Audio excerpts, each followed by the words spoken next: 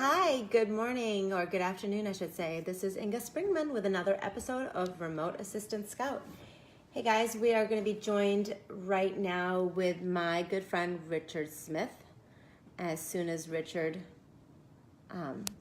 joins our broadcast, we will be live and we'll be able to answer your questions. We're just going to do this the old-fashioned way because for some reason Facebook has now maybe change something up and we're not having access to, oh, here we go. Richard's adding himself. I'm going to approve him. Hopefully we won't have any echo on this. Hey! Oh, there you are. Okay, I gotta take a lot longer. How are you? Okay. Now I'm having problems with the echo.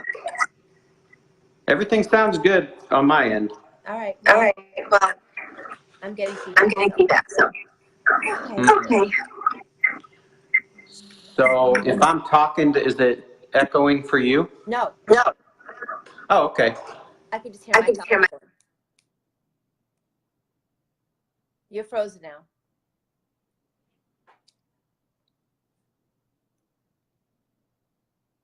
Richard, you're frozen.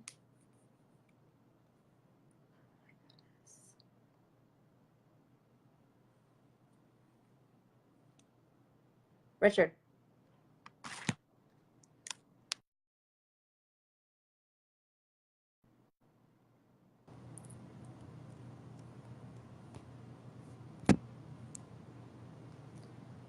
Hey guys, we're back. And obviously we're experiencing technical difficulties today. So thanks again for joining us of another episode of Remote Assistant Scout. And I'm going to be joined with Richard Smith, who was the brains and started this organization to help loan officers and real estate agents just like yourselves be able to get more productivity and more work done in a shorter period of time by utilizing virtual assistants.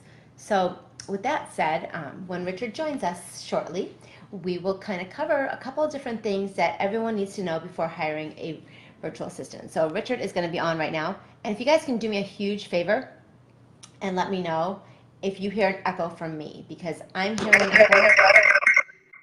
Yep, I hear an echo. Richard, you hear an echo?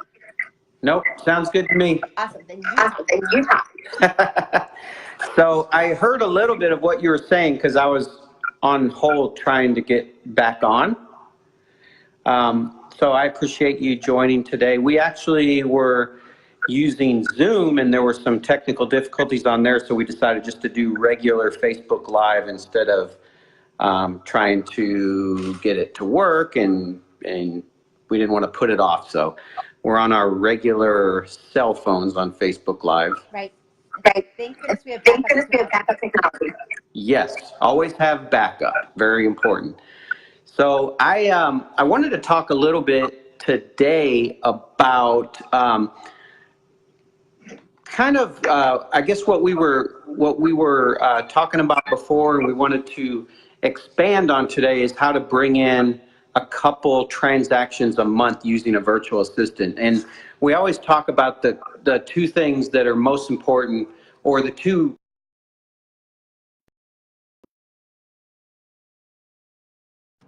or a loan officer or any kind of sales. We've helped insurance companies and financial advisors, but the first thing is bringing in more business, and the second one is having more freedom. And 99.99% of the time when people hire virtual assistants, they get both. So, but bringing in a couple transactions a month, the things that you can have your VAs do. So I'm going to focus just on that, bringing in business, and it revolves a lot around time blocking. So what I mean is, in our business, we want to time block, and for us to be successful, super successful, we need to time block because we need to focus on one thing. And is it echoing real bad, or are we okay? I hear a little bit of my own echo, so I'm trying to... Okay. Well, if it's a major issue, please somebody comment, but I think we're okay.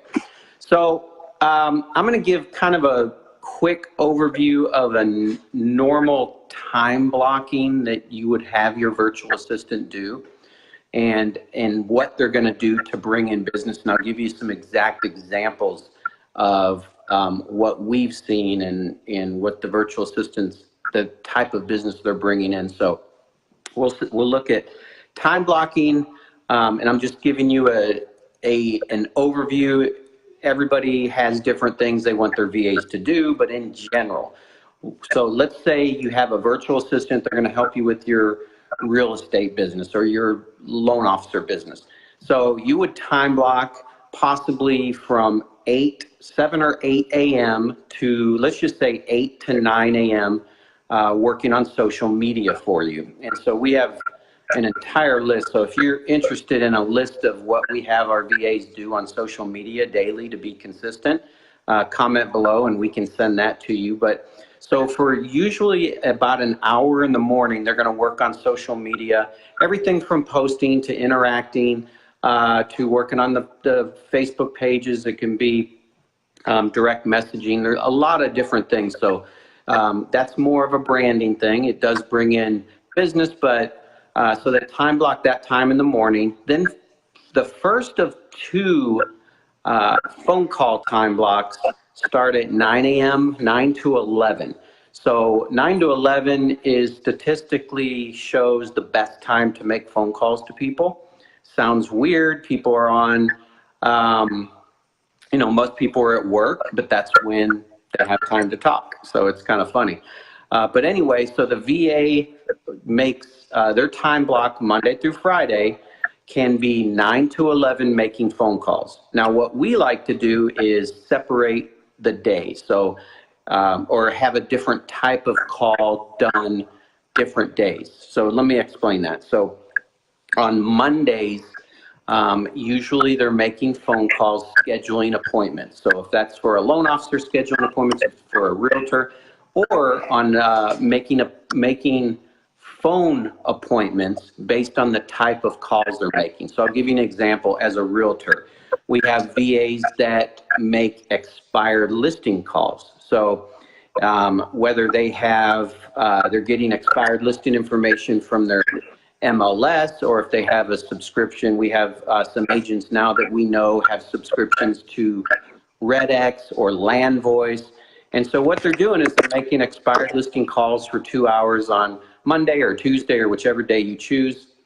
Or sometimes they do an hour a day, every day, doing these calls. So what they're doing is they have, and we provide really, really good scripts that the success ratios are really high.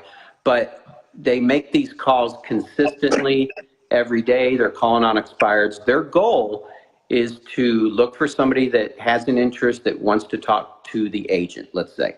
So then on another day, they're calling lead lists, and I'll give you guys an example of, and this is really good for realtors. If you have old lead lists, Craigslist, Zillow, Realtor.com, whatever they are, those lists are good for years, and it's amazing the success ratio that we get with those. But if you're a loan officer, you can have your VA call on your realtor partners list. So I'm going to give you an example. I have a realtor partner that has an older list of Zillow leads, and she sent that over to me. She said, yeah, I'd like to follow up. When I get the leads, I follow up, but I have a tough time following up consistently after the initial lead comes in, because sometimes we're looking for that person at the very beginning that is ready to go. But you guys know 80% of those leads, those people aren't moving for 9 months to a year. So we have to do more follow-up than just email drip marketing, because everybody's doing that. So a couple weeks ago, had an agent, give you this example, sent me an old Zillow lead list. I think the list was actually 9 to 12 months old, which really makes it a good list, even though we love to have those leads when they first come out. But anyway, so we had our virtual assistant call on those. There was probably, oh, that's nice. There was probably 50 names on the list. So she made a quick time block. I think she did it in less than an hour, maybe an hour and a half. And from that list, got 7 people that said, yes, I want to buy. Please have the agent call me. So 7 off of that small list, and that was one day. And we have success story after success story with the same thing, whether it's expired listing leads, whether it's old lead lists. So then on the time block on Wednesdays, we'll have the VA call out on your past client database. So what they do is they'll call past clients. We like to use Phone Burner because Phone Burner, like let's just say I'm going to have my VA call on my past clients. I'm going to leave the voicemail on Phone Burner, and it's literally going to say, hey, this is Richard with the Richard Smith team. I was just calling to follow up, see how things were going. I hope you're having a great week. I hope everything in the house is doing great. If you need anything, give me a call. I'd love to work with any of your friends or people at work. If they're as cool as you, I'd love to help them buy or sell. So call me if you have anybody, something simple like that. So I leave the voicemail on Phone Burner. The VA, let's say the VA calls 200 people. Well, 70% or so don't answer their phone, right? Well, the voicemail automatically goes on their voicemail. Then the people that do answer the phone, the VA makes the call, or I'm sorry, talks to them and basically says the same thing. Hey, Richard asked me to give you a call. He just wanted to let you know how awesome it was working with you and the purchase of your house. He said if you ever need anything, call him anytime, and any of your friends or coworkers are looking to buy, he'd love to help them too. Something like that. So what that does is, number one, it helps us become super, super consistent, because I can tell you, and I know everybody watching this probably feels the same way. When we get busy, especially this time of year, we don't have time to do that. So it gets done. Now, the ones that answer and the virtual assistant's talking to them, it's a representation. They're part of the team. Yes, it would probably be better if I was the one talking to them, but at least it's getting done and they're talked to. And I can tell you, I haven't had one person call me and say, why did you have someone else call me? I mean, they get it, and nobody knows they're virtual assistants. They just think they're a member of the team. And I've said this before. I've had people show up at the office, to talk to one of the VAs that they thought they worked in my office. So the phone calls, what we've seen is when you start having your virtual assistants make those phone calls, within 30 days, you already have at least a couple additional transactions. Because the first 30 days, you're going to train your VA and you're going to get them. I say train. I mean, if you hire your own, you're going to have to train. If you have Remote Assistant Scout help you, there's initial training and all the scripts are given. It's kind of like a huge jump start on a race when you have Gerard help. So anyway, what we've seen just from the phone calls alone has brought in at least minimum a couple transactions a month for the agents and loan officers and everybody that's using it. And that's just the time block of making the calls. And so the rest of the time could look something like, okay, after 9 to 11 of making calls, you don't want to have your VA spending all day making calls. They're going to get burnt out. It's just, you want to break that day up.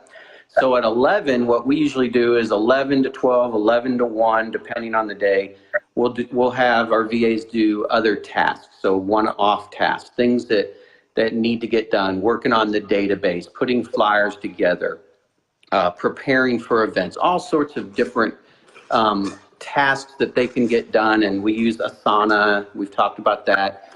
And then what we'll do is they'll have them do another afternoon time block of phone calls. And so you're just doubling up more and more phone calls. So whether it's calling on leads or whether it's setting, we talk about this all the time, whether you're a realtor or a loan officer, you need to be face-to-face with people, business partners or past clients, at least minimum one a day. So it's so much easier for me at least, to have my virtual assistant, hey, next week, can you schedule 2 face-to-face appointments a day? Here's the list, to do it. And then I look at my calendar and it's done. So it saves a lot of time doing that. And then again, in the afternoon, different tasks, running the calendar, whatever it is. And if you guys are interested, anyone, we can send you lists of tasks that realtors have their VAs do, loan officers, insurance agents, etc.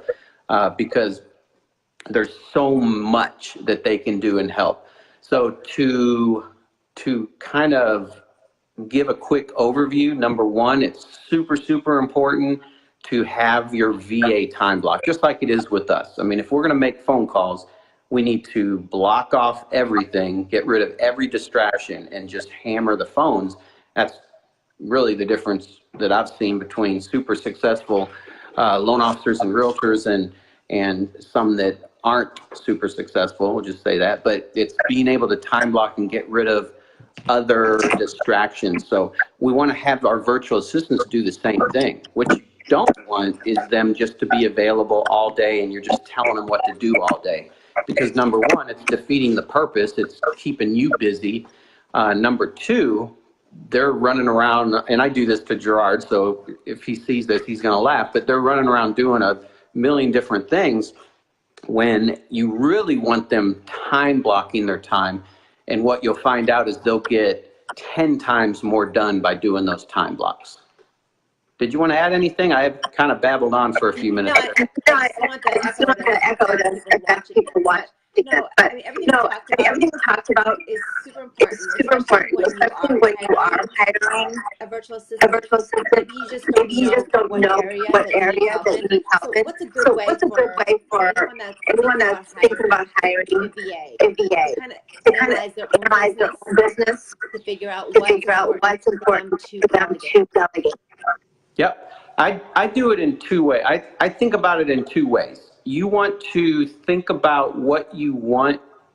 You want to double yourself, number one. So anything that you're doing that's a money-making activity, you want your VA to do also, and now you doubled yourself. The other thing I look at is all the things that I'm not good at or I don't know how to do, whether it's putting together Facebook ads, let's say. I don't know how to do it, but my VA can watch videos, learn how to do it, and then implement it in less time than it would take me to figure out. And then if I'm figuring that out, I'm not working on my money-making activities. So I look at it, like I said, 2 ways. One, how can I double myself? And one way is making phone calls on my behalf, so I'm doubling myself because I make phone calls too. The second thing is all the things that I don't know how to do that I want to do, and then I look at all the things that I know I really need to do in my business, whether it's having a huge presence online, whether it's having landing pages to bring leads in, or all those things that I don't really know how to do or don't know how, don't have time to figure out, I'll have my virtual assistant do. So that's kind of how I do it. And just spending an hour alone writing everything down that you want your VA to do to help you, that's super, super important because you need to know what they're doing. And you made a real good point, Inga, is you never want to hire somebody and then, oh, okay, now let me figure out what I'm going to have them do. I mean, if you decide you want to hire a virtual assistant, number one, before you do anything, you want to write down everything that you want that person to do to help you. And like I said earlier, it's number one, help you bring in more business. And number two, help you have more freedom. And the freedom part is you've got to focus on your money-making activities, and the VA needs to do the things that you either can't get to or you're not getting to because you're too busy or you don't know how to do, like I said. So. Right. So Pre-planning before you hire someone, think about hiring someone super important, like Shane just posted that. His concern is not knowing what to have them do. Well, if you don't know what makes you money in your business and what you're not doing, that's the first place to start, right? Yeah, I think sometimes we, like that comment was the same thing I thought of years and years ago. Like, what do I have them do? Because we don't realize how much they can get done and the things that they can get done. But I will say this, there's a lot of things that we kind of wish we could do, and that's the important list. Like I had things that I had no idea how to do ever, and my VA did for me. So, but if you comment below, we can send you out full like worksheets of all the things that our VAs do for realtors, loan officers. And so, and sometimes when you look at that right before you put your list together, because you're looking at that like, oh man, I didn't even think of that. Like they can do this and they can do so much. It's like the only thing they can't do is actually do a handwritten note and mail it for you. And actually they can, or meet in person. Yeah, but 99% of what we do as far as marketing and lead generation and things like that in our business, they can do. And it's usually all the busy work that keeps us from doing money-making activities. And if we're not doing money-making activities, we're not increasing our business quick enough. So, yeah, if you guys want, we can send you that list, and that can help too. But really putting together your list, like I said, of the things that are busy and keeping you from your money-making activities, and then things that you wish you could do, really, really helps. So I know there's a lot of, I talk to agents and loan officers every day that kind of wish they knew how to get in front of people with Facebook ads. Like an example, you know, you can upload your database, every past client, friend, family, sphere of influence, you can upload that into Facebook and then only advertise to those people. So when they see you all the time on Facebook, they're like, wow, this guy's everywhere. He's busy. He's good. You know, it's perception. And really, you're only paying pennies because the only people that are seeing your ads are the people you want to see it. I mean, everybody would love to do that, right? But who knows how? Number one, Facebook changes their algorithm constantly or changes the way they do those things. So I don't have time to figure that out. So I just have my virtual assistant do it.